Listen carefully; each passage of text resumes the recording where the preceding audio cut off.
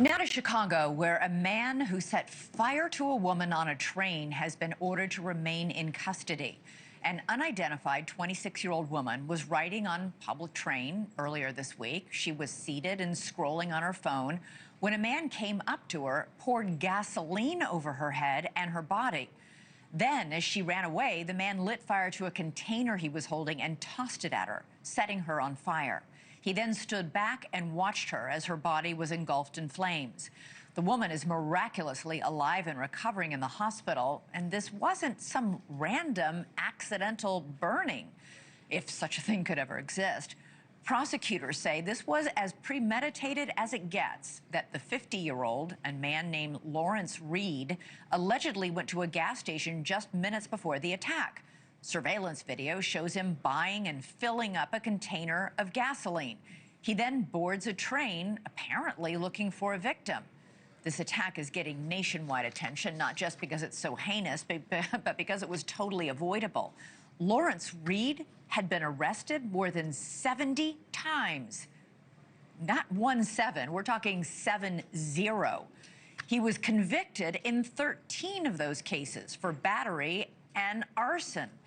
Even the city's mayor, he was shocked at how monumental this failure was to keep him behind bars, both by the city and by the judicial system. This is an absolute failure of our criminal justice as well as our mental health institutions. This individual was charged with dozens of felonies over the past 3 decades. The system that we had failed to intervene. Lawrence Reed will now finally stay locked up and faces charges of terrorism.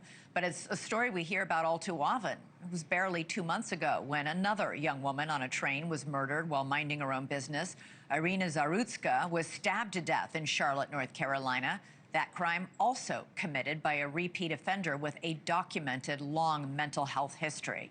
Joining me now is Keith Humphreys. He's a professor of psychiatry at Stanford University and was a drug policy advisor for Presidents Obama and Bush. Also joining me is Manhattan Institute senior fellow Rafael Mangual. Rafael, I'm going to start with you.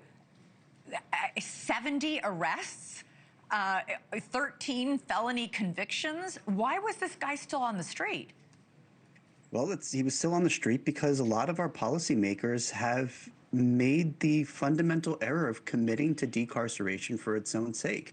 I know that these stories are very shocking to the people that hear them when they hear a number like that. But, really, that's the uninitiated. To people who have been following this issue closely, this is not out of the realm of sort of usual course of business. We have dozens of people who are constantly churning their way through the court system every single day who have criminal histories that are just as troubling.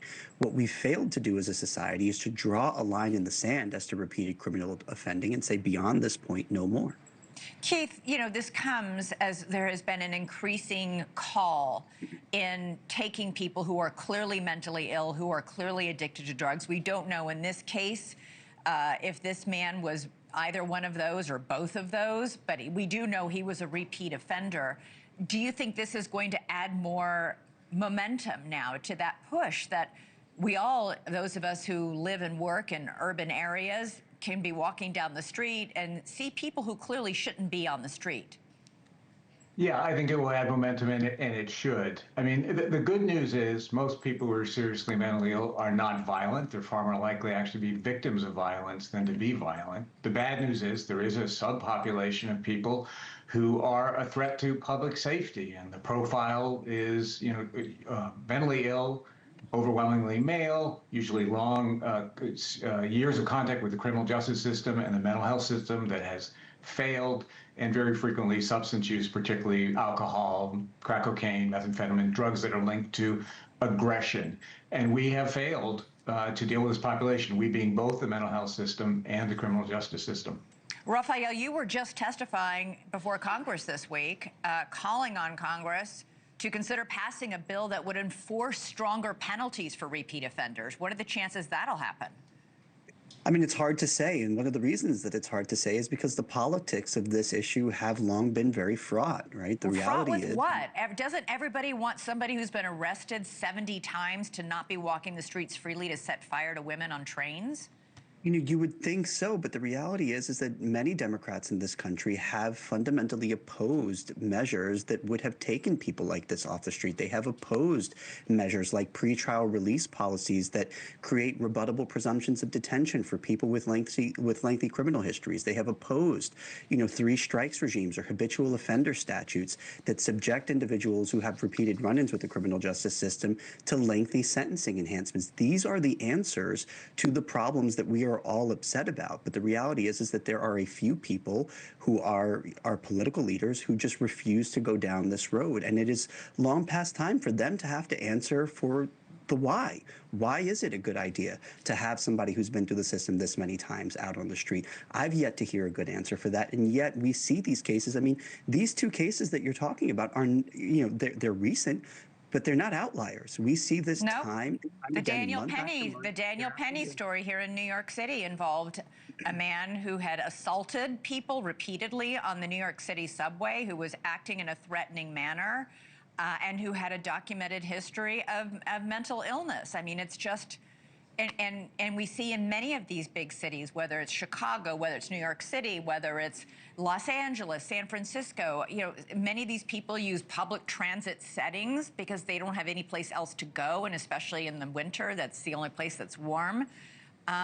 Exactly right. That's exactly right. And as I told Congress, if you look at these major cities around the country, right, if you look at Chicago, the average number of prior arrests that a shooting or homicide suspect has is 12.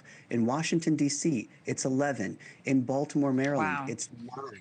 It's 10 in Oakland, California. I mean, go city by city, and what you'll find is that the repeat offender problem is a real one, and it's long past time that we deal with it.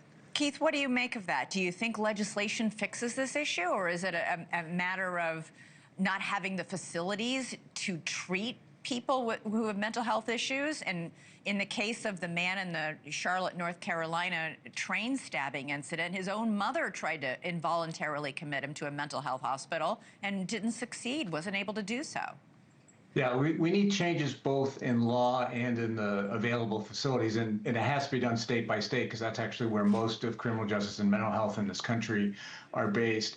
I think 80% of the country gets this, but the people who fight this issue include a lot who see this fundamentally different, I think, the way I do or the way Rafael does, that they think that somebody is, this is a gross attack on individual liberty to constrain somebody, maybe pressure them into treatment or require treatment because that's who they are and they're being who they are. And as I look at it, as a professor of psychiatry, they're ill. They don't have their freedom, and they should be pressured into treatment so they can restore their reason, which is the root of our liberty. Yeah, seeing some of the mentally ill people that I see on the streets here in New York City, it feels inhumane to let them live this way, even though they might not want help. I don't know. Very tough. Thank you both, gentlemen, Rafael Mangual, Keith Humphrey, for joining us on this really difficult topic. I appreciate it. Thank you for watching. Subscribe below and download our NewsNation app right now on your phone, and you will get fact-based, unbiased news for all Americans.